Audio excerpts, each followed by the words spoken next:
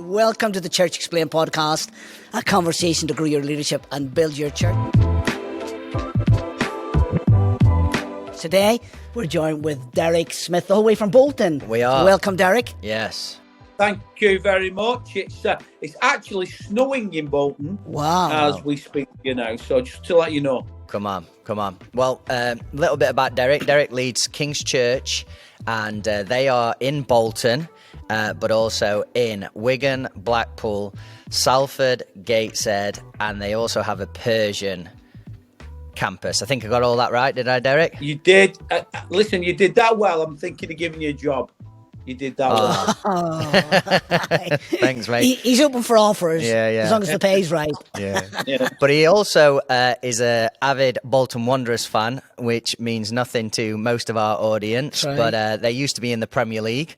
And Derek, my first question to you is, have you ever eaten a Wigan kebab? I have eaten many Wigan kebabs over the year, hence the size of my belly. Yes. A Wigan kebab, for all those listening that are Southerners and not educated in really Michelin star cooking, is basically a pie between two pieces of bread. We call them in this barm cakes in north of England. So it's a pie on a barm. That's a Wigan kebab.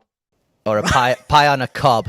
Pie on a cob. You call it cob, do you? Okay, you can. Yeah, we call it a barm cake in the northwest. And for the rest of the world, hey, just pretend you haven't heard that, and we'll all be all right. Search Google for a Wigan kebab. Yeah, fantastic. Hey, well, it's great to have you with us. Listen, can I just say, for all those I've offended from the south of England, please still come to Awaken later in the year. We do want you to book in. You are still welcome to the conference. Yep. Hey, Derek, let's find out a little bit more about you then. Tell us a little bit about your story and your sort of faith story, and maybe even your sort of journey into ministry. Yes, I was born in Bolton. I've lived here for 57 years. I was born in 1965. Wow. And I had no church background, became a Christian as a 19-year-old. And very quickly, probably within the next 12 months after becoming a Christian, felt a sense I wanted to do something for God, but didn't really know what that was. As to whether I've been called into ministry, I clearly have, but it wasn't a Damascus Road experience for me. It's been years and years of kept saying yes to God, where, I was a Christian a few months and they said, would you move some chairs? So I said, yeah. And then they said, would you run the tuck shop at the youth? And I said, yeah. And then they said, would you come on the youth team? And I said, yeah. And then they said, would you lead the youth team? And then I said, yeah. And then, would you like to do some formal training? Yeah. Would you like to be a campus a youth pastor? Yeah. Would you like to be an assistant pastor? Yeah. Would you like to be an executive pastor? Yeah. And then I felt God asked me, do you want to be a senior pastor? I said, go on, I'll give it a whirl. So really, it's been 30 odd years I've just kept saying yes. And so I don't know if I set out to be a campus pastor or a senior pastor. I just set out to serve God, and this is where I've ended up. Yeah. Amazing. Derek, would you just, for the listeners, explain a little bit about your family and also give us a little bit of context around Bolton and the kind of area Bolton is? Bolton is a big former industrial town in the north of England. It's as population, it's one of the biggest towns in Western Europe. In amount of people that live here, there's 250,000 people live in Bolton. It was key part of the Industrial Revolution, so it has lots of mills, and so right from like late 60s, 70s, it was in decline. All through the 70s, the 80s, into the 90s, it was in decline. And then, like lots of places in the north of England, it's had to kind of rebuild, repurpose. So Bolton is a very beautiful place. I love it. It's got a lot of multiculturalism. We have 80,000 Muslims in Bolton, generally from the India, Pakistan region, so South Asia. And it's a great place. It's very multicultural. It's coming back. It's finding its feet. It's a great place to live. It's a good place, and I love it. And I've lived here for 57 years, so I must like something about it anyway. Yeah, you're still there. And your family? Tell us a little bit about your family. Yeah, I have one wife and two children. My wife, Georgina, works with me. She kind of senior pastors at the church with me. And then I have two children. Abigail, who's 30. She's a solicitor and she works in London, but she actually lives in Coventry and she commutes. So she's married. They've got a little girl who's 6, 7 weeks old. Wow. Congratulations. My first granddaughter. And then I have a son who is 26, and he is an area manager for Aldi in around the Hemel Hempstead. So he's just recently taken a new job. So he's moving out. So we are empty nesters. Hallelujah. It's taken a long time, but me and Georgina now have the run of our own house. We can eat when we want and watch what we want on television. So that's good. Yeah, that's my family. That's why you're smiling so much today. That's what it is. Absolutely.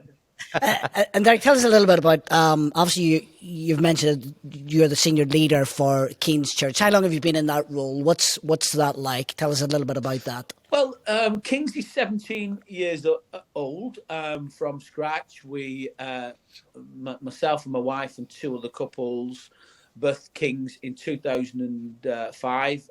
November 2005, we started it.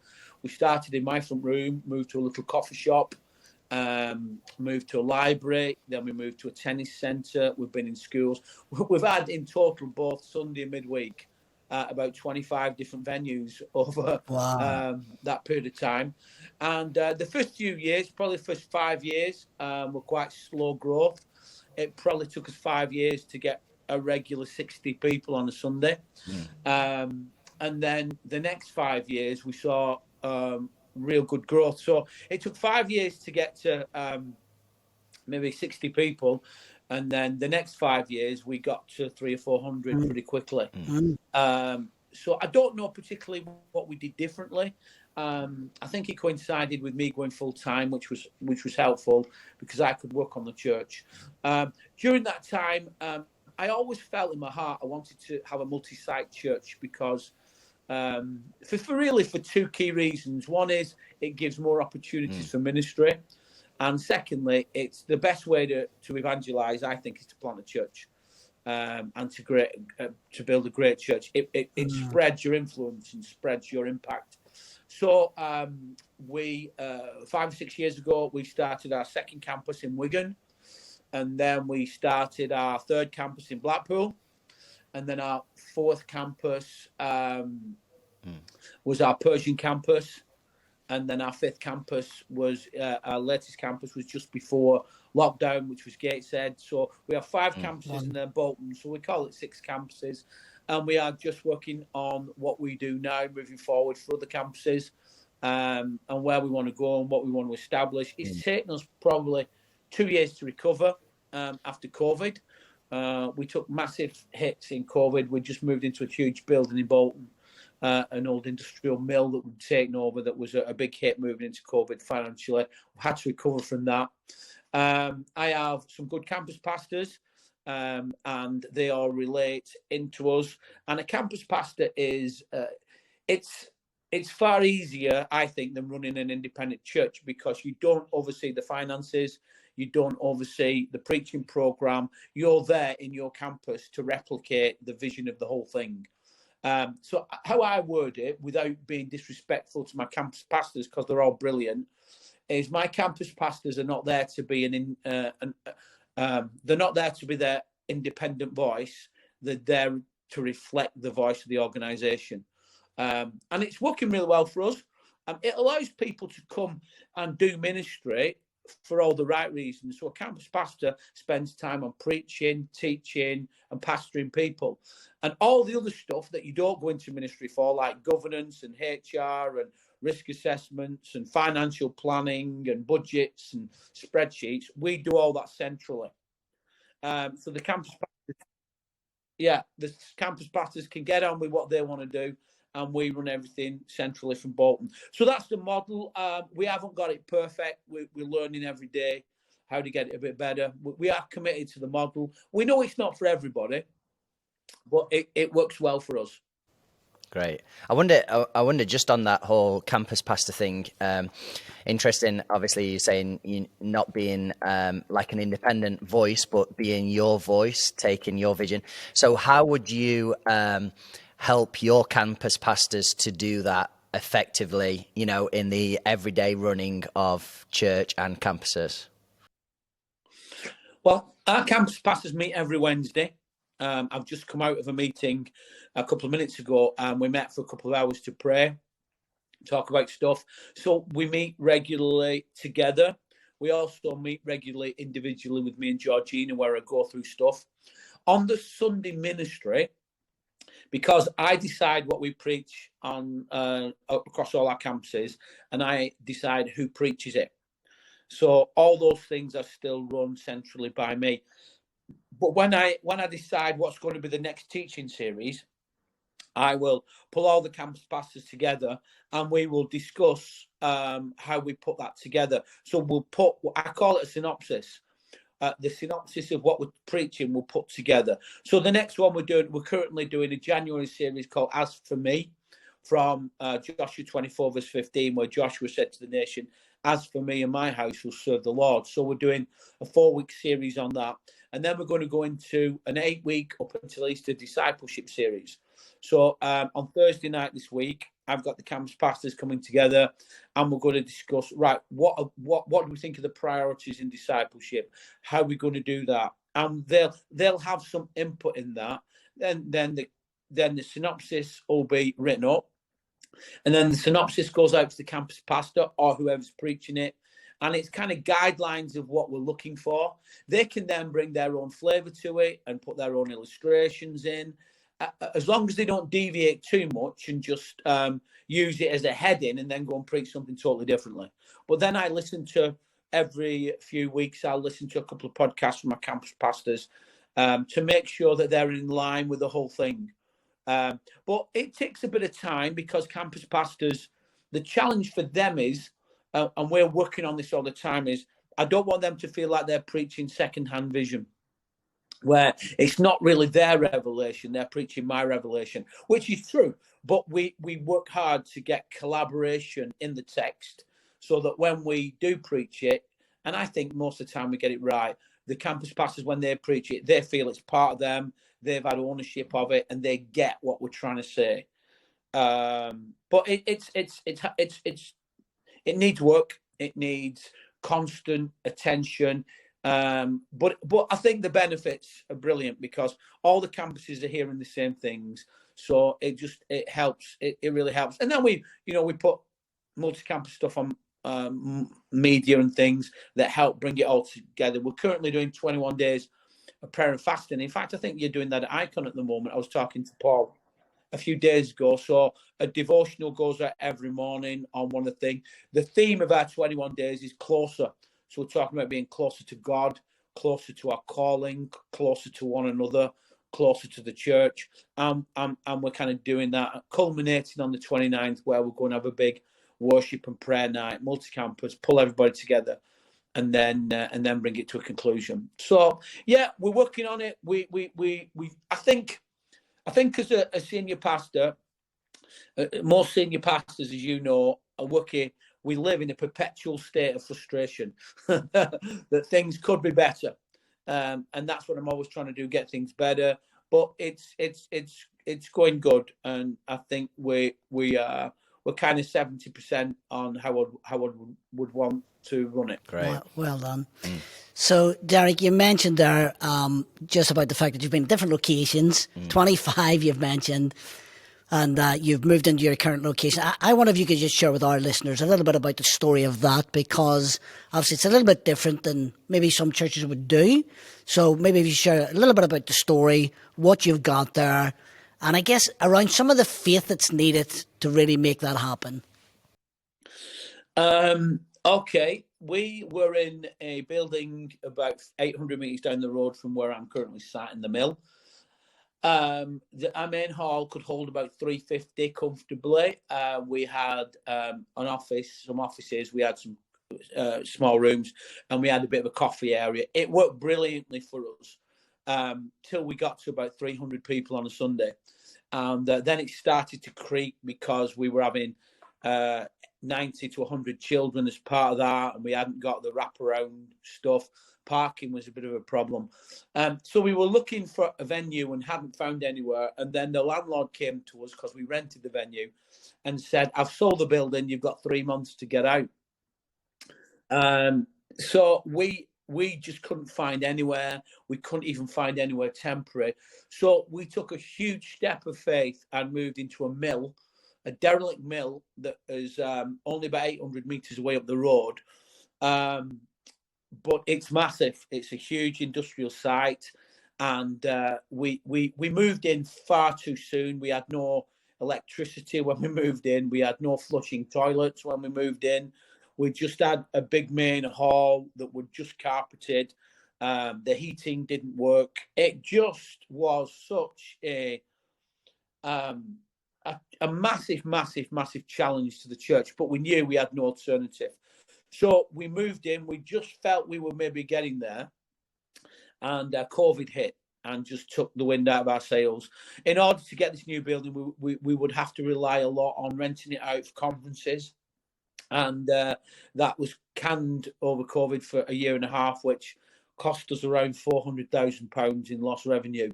So you can imagine the incredible challenge it was. And so the last couple of years since COVID, we've been building back after that. What the building will give us eventually, we've got a brilliant coffee shop that's open, that loads of people come in from the community every day. That's something that's opened just about 8 weeks ago and has been brilliant evangelistic tool. We've opened a community grocery that now we have 2,500 families registered with us as a church, and we feed them on a weekly basis, which is a great blessing. That's brilliant for linking into events. Because they're on our database. So when we have events, we invite them to it. So it's a great way of building to church. We have a kids' clothes bank on site. We have lots of other initiatives that we're doing. We have CAP counselling on site. We have life skills courses. We have men's nights, women's nights. We have different things happening during the week.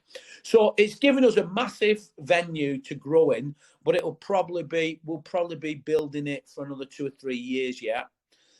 Because the size of it is immense. If there's any millionaires watching that have loads of money and don't know what to do with it, give some to Icon. But then there's a little church up the road called Bolton that we would really like some help with. Yeah, so that's basically where we're at, and I'm sat in it now. Listen, it's a brilliant God-given thing, but it has been incredibly heavy to carry. Because of the finances of it and the stress of it.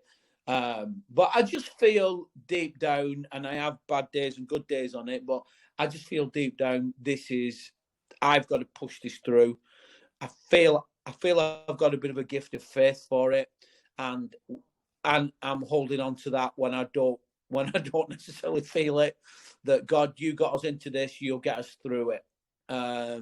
Buildings are buildings, aren't they? They serve the vision. They're not the vision, but they serve the vision. And this building was derelict for 35 years, and now it's alive with people. So, yeah, it's good. Yeah, amazing. Mm. No, amazing. You mentioned there, obviously, some of the challenges that you've faced over the recent years. You mentioned that gift of faith. Have there been other things that have helped you kind of stay motivated when you've hit those challenges, and even motivating your people around as well, the staff and the teams that are seeing that as well and seeing the struggle with it? Yeah, I think by nature, I'm a Bolton lad, and we just get on with life. We don't mess about. We get on with it. And I think my nature is you get up, and whatever the day is going to be like, you go at it and you get on it, and you put your head on the pillow at night and you think, have I made progress today? So that's my nature. I know everybody's not wired like me. And so I've had to keep my staff motivated and focused on the vision.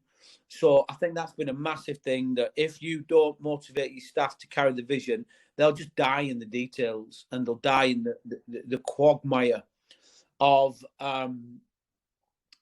everything that life sucks you in. I did a funeral last week, and it was a gentleman that died in our church, did his funeral, and it was a natural funeral. So he was buried in a woods up on the moors over Bolton, and it was absolutely pouring down. So I'm stood at the side of the grave, and I've got my wellies on and my suit. My well is about 3 inches. I'm in mud. Everybody else is in mud up to the way beyond their shoes, and it's raining. And I just said to the people around the grave, I just said, before we say our final goodbye to Adrian, this is what I want you to do. I want you to look at the mud that you're sinking in, and then I want you to look up and look at the beauty of the trees that in a few months will blossom and flower, and this will be a beautiful, beautiful forest again. And I said, it's like that in life.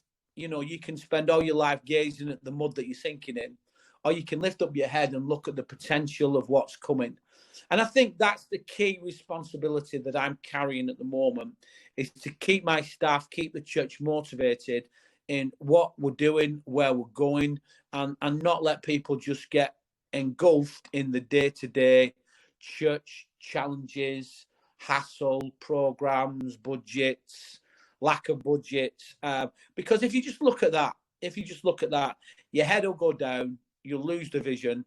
And it's important that in doing, we don't lose the vision. Definitely. So just thinking of that, Derek, then what are some of the practical things you do, like just to keep the team inspired, to keep the church inspired amidst the challenges that you're maybe facing? What practical things can you offer our listeners? I think you've got to tell the story, and you've got to keep telling the story. When it gets hard, and when we're struggling for finance, and when we're, maybe stuff is challenging in the church, to keep reminding that we're feeding 2,500 families a week. They're coming to the church for help. They're not going to Bolton Council because they can't help them. They're coming to God's church for help. So we tell that story. We tell the story of our youth that's growing and growing and growing. We have a youth club in Bolton run by a private organisation that have a multi-million-pound turnover that don't reach them at the young people that we're reaching. And we've got a youth pastor that's employed 2 days a week. So you tell the stories. You tell the stories of how many's getting baptised, how many people are engaging with the church. During lockdown, we bought a new building for our Blackpool campus. They were meeting in a hotel, and because of lockdown, a church came up for sale, and we bought it. So even in all the trials, there's some great breakthroughs. And I think what you've got to keep doing is you've got to keep giving the headlines, what God is doing, keep telling the stories, keep modelling people who are getting their breakthroughs, and help people keep believing, keep attached to the vision. And so people don't drown in the process. Yeah, I like that. Amazing. So you mentioned that you've been in ministry for a few years, Derek, and you're only 29, so you've done a few years.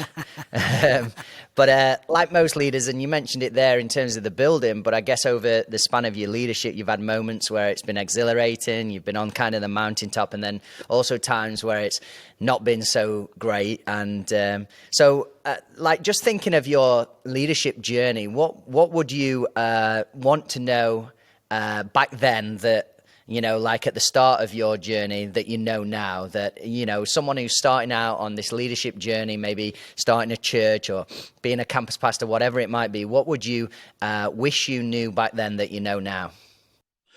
I think the nature of faith is being sure of what we hope for and certain of what we cannot see. And I think the nature of faith is always risk. The nature of faith is always believing what we can't see and being sure, of what our hopes are. If I was talking to me when I launched out back in ministry, I'd be saying, "Listen, pal, it's going to be okay. You've just got to keep going. You've got to you see the promises of God over a lifetime, not over a 15 minutes. Some people want the promises of God over 2 weeks. It's taken me 37 years of ministry to see the promises of God on some things. So I'd say play long haul. Don't don't do quick fix. There's no such thing as a quick fix in the kingdom. And I think planting churches is it's long haul thinking. They're they're going to outlive us. They're going to be thriving when I've gone. And so I think I would just put courage and faith in people, and not to be so focused on timescales. Of we've got to have this by next week. I think God's got a time scale all of his own, and God wants things done that are strong.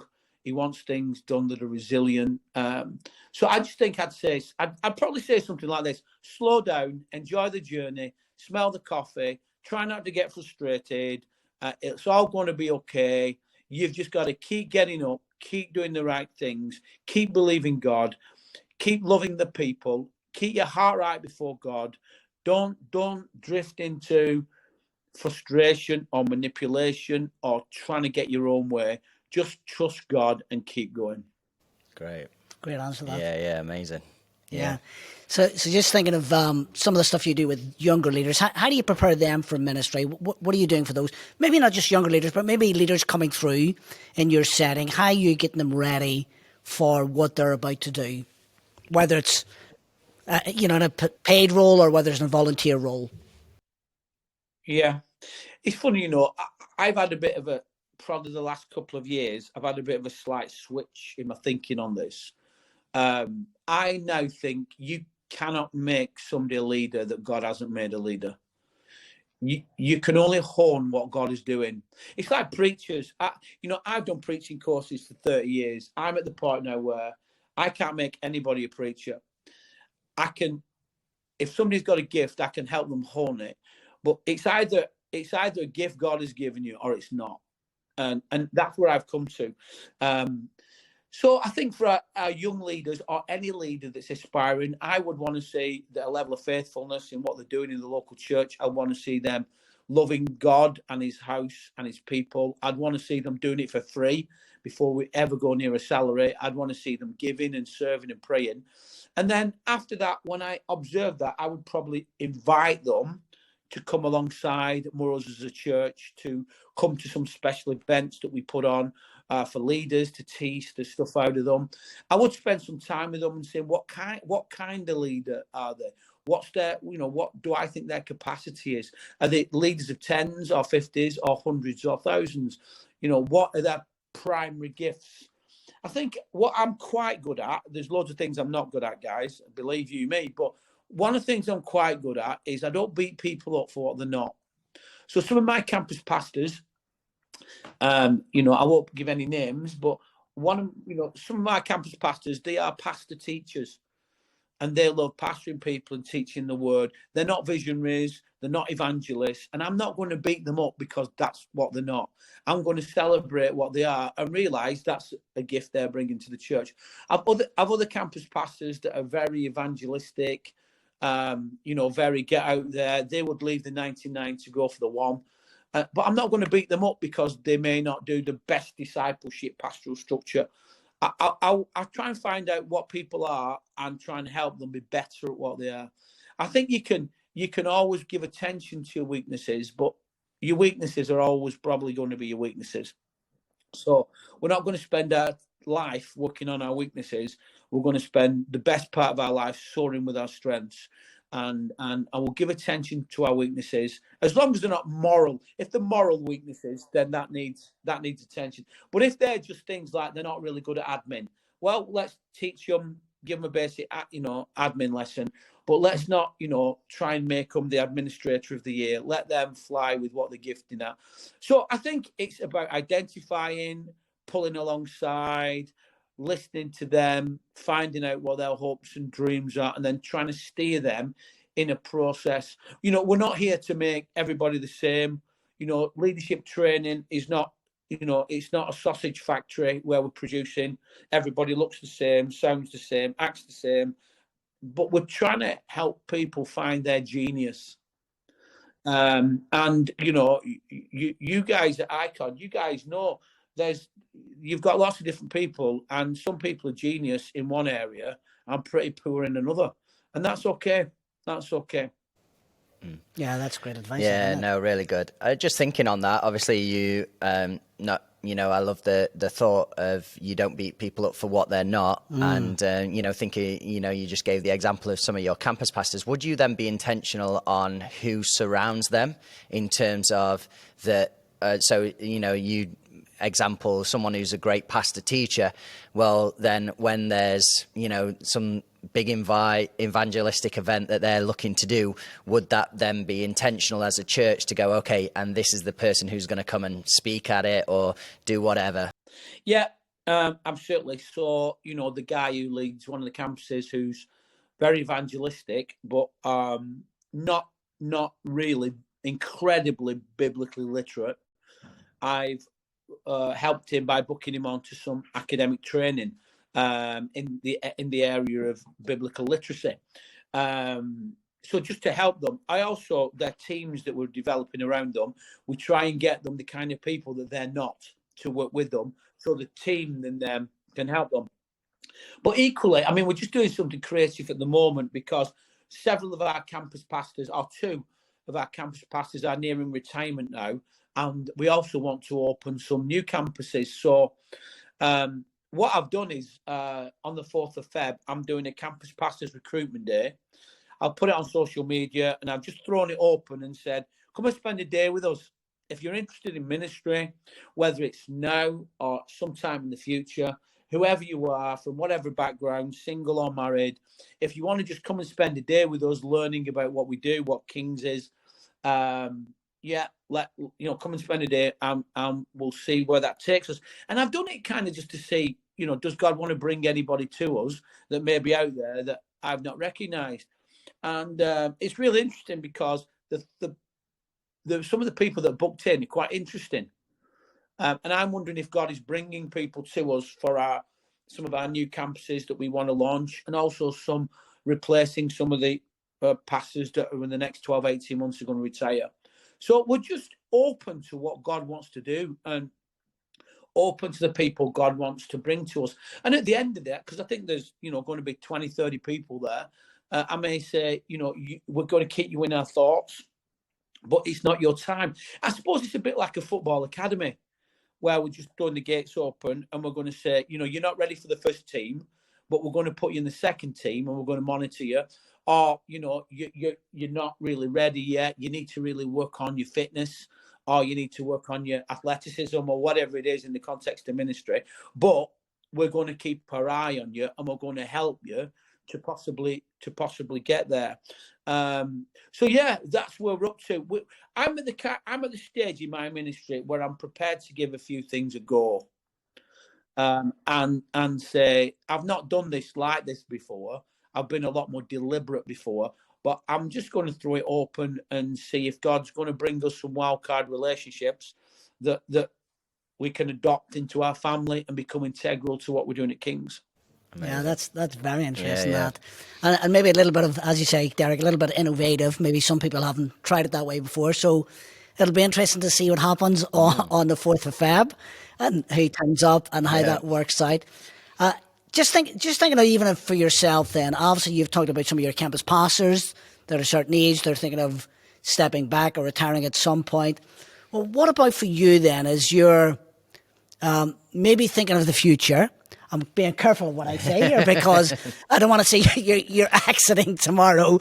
But as you think of the future, like what's the legacy you want to leave and how are you preparing to hand on what you've done to somebody else? Because it's got to be a handover at some point. So may not be next week, next year, but it's got to be in your mind. So I wonder if you could share a little bit about that, because it does seem to be a big issue with a lot of churches at the minute. They've no one to replace them. They're not thinking about it. And not just here in the UK, but across the world, people are facing this issue. So where are you with that? I think it is a big issue, and classically in our country particularly, but I think in lots of places in the world, what's happened is a church has grown because of the leader, and then the leader's left or the transition hasn't worked and it's come undone. And we've got to do better than that. We've got to have consistent, regarding the change of leadership, consistent growth. And that's why I think in this country we've no significant, probably one or two in London, but no numerically significant churches. We think a big church is a couple of thousand. Well, there's 65 million people in our country. So, we need to start thinking about churches in the tens of thousands, in all over. I think I've always tried, and the future will find out how successful I've been, understanding that the church is not my personal business. I started it. I was the first one to give in the offering. I was the first one to preach on a Sunday, but this isn't my church. This is God's church. It doesn't belong to me. It's not my personal business. It's another man's bride that he has entrusted me with. There was a day when I started it, and there will be a day where I step out of it and give it to another man or another woman. And I think I'm okay with that. I think what you got to do, I've tried to keep myself fresh. I've tried to keep myself useful to the kingdom of God, so that when the day comes where I think I don't want to do this anymore, or I want to change my role, then I'm still useful to the kingdom of God. I run the Northwest area for Assemblies of God. So I cover 66 churches in the kind of Greater Manchester, Merseyside area. And so I'm kind of coordinating the AOG for those 66 churches. So that's been a good outlet for me. But at the end of the day, I'm a local church man, and I want to build God's house. I'm 57. I'm going to do this for as long as God asks me to do it. I think what I've kind of made a deal with myself is when I'm 60, in 3 years, I'm going to go to the trustees and I'm going to say, I want you to decide if I'm the man to take this forward. And every year we will have that conversation. And when it comes to the point where either I feel or they feel that I'm not the person to take it forward, then we'll talk about how I step out. I would love to come to a point where we appointed a senior leader and I step into a secondary role to serve, whether it's traveling around the campuses, training young leaders, just being the father of the house, or like a statesman in the house, where I can travel a little bit more, maybe do more representing Kings and helping with funding and things like that. But yeah, I'm up for that. I intend to be preaching and full on till the day I die, whenever that is. But I'm 57. I feel I've got another good 20 years in me. But that won't be 20 years as a senior pastor. I will metamorphose my role at some point. And if the trustees come to me in a few years and say, we just think you've lost your edge a bit, and we just think like we need to look at somebody else.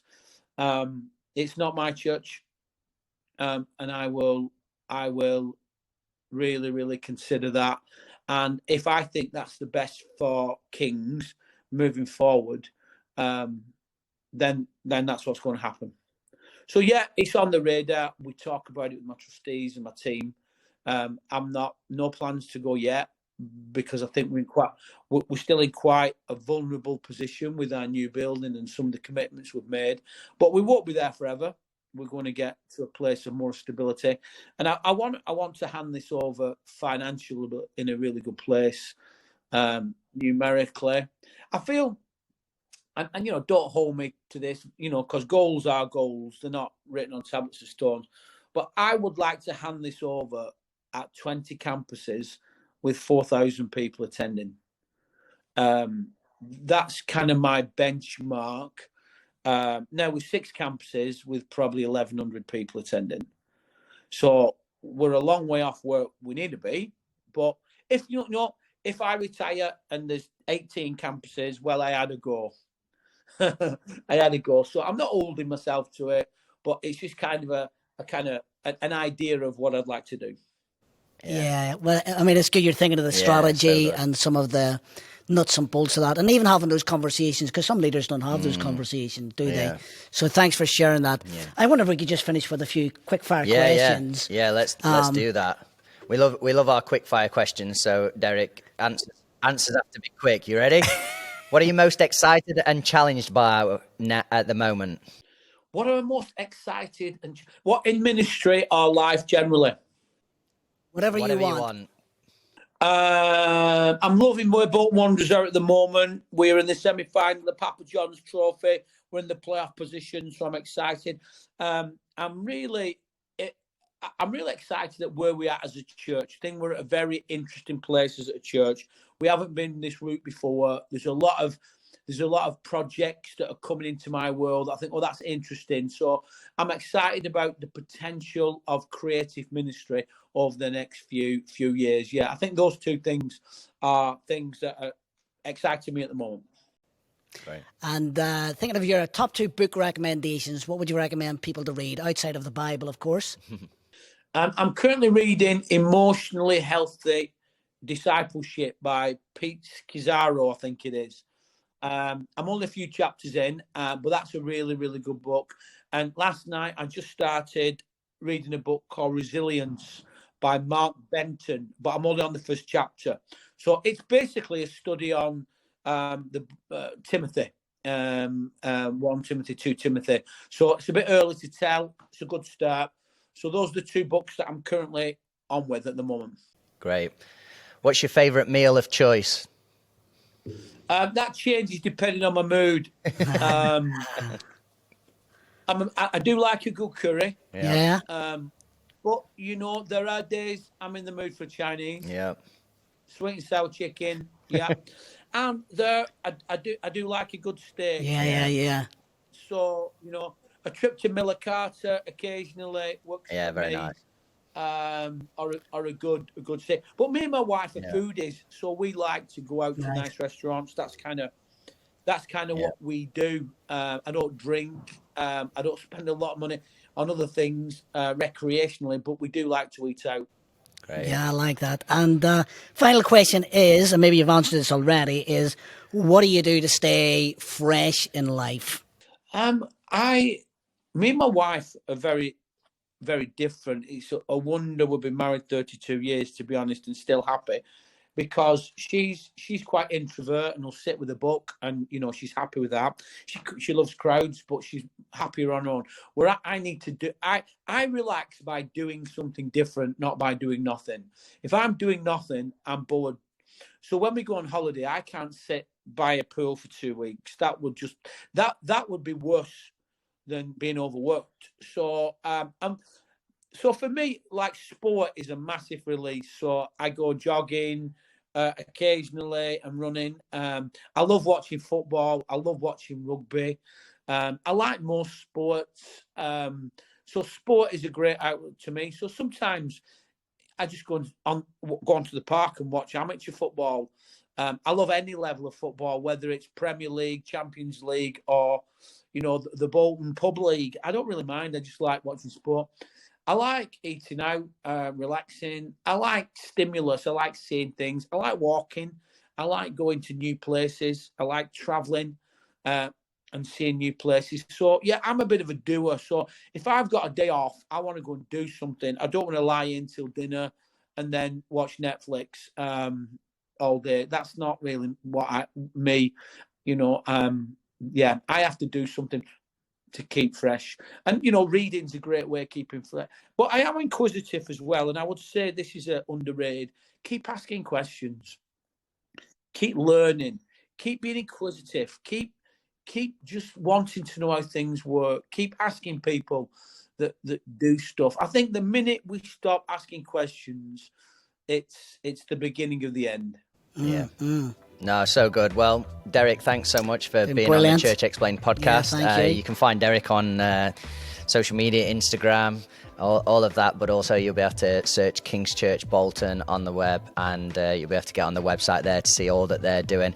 That's it for the Church Explained podcast. Just want to remind people that there are loads of resources available at icon.church/open. They are free resources. And also, wherever you're consuming this content, please subscribe, leave a review, and also share it with people that you know will be blessed by this. But that's it for this episode of the Church Explained podcast, and we look forward to seeing you next time.